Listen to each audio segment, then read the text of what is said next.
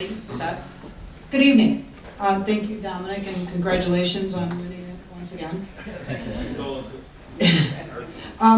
Thank you very much for inviting me to the Cuyahoga Valley Republican meeting. This is my second meeting, and my first meeting I met a nice gentleman named Marty, who I don't see here today. And as I make my rounds in the Ward Club meetings, the people have been so kind. Dennis Tidmore, who's from the Southeast Republican, has been so very sweet to me, to the point where I am going to be at his table for the Lincoln dinner. Anyways, if you've already heard my little background, you're going to hear it again. I grew up in Maple Heights. I went to Brush High. I attended Baldwin Wallace College, and then I went on to law school at Cleveland Marshall. What I really want to do is, I'm a guardian ad litem in juvenile court. As a guardian ad litem, what I do is I do a thorough investigation of the children. I am on the board currently. I am an officer. And what we do is we report to the court what we feel is in the best interest of the children. So I've been in home visits from Bay Village to East Cleveland, and what I can tell you is that some of the homes are perfectly suitable and perfectly lovely, and other of them are not fit for our children. They're not fit for the adults, but at that point, I don't care. What I care about is how do we protect the children. So what I do is I make an evaluation, I do a full investigation, and then I report to the court. They make a recommendation as to whether the child should be removed or should remain in the home with services placed in it. I am a founding partner of Bartos and Rini Law Firm.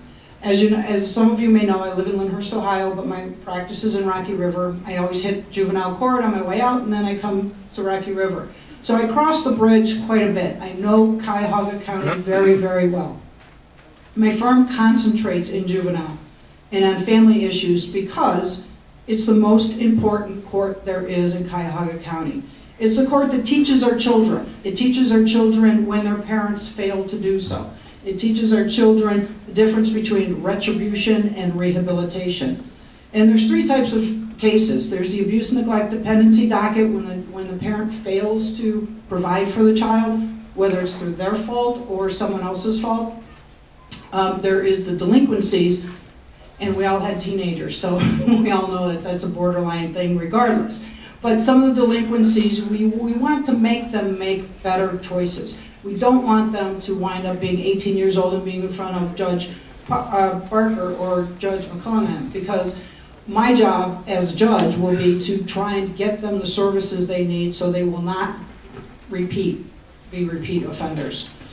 And the third is private custody. Now, I realize that we don't know anyone that ever had a baby out of wedlock, but if you do, they would come to juvenile court because the father would have to establish parentage so that he would have rights. So I'm also an attorney that tries many, many cases. I am very good at what I do. And as an attorney that tries cases, I will not settle just for the sake of settling. I want to make the prosecution do their job and do it correctly to the letter of the law. We had a county prosecutor that was not fair. He was not honest. And now we're going to have a new one. Unfortunately, none of us here can vote in that race, but it's important. It's important to attorneys.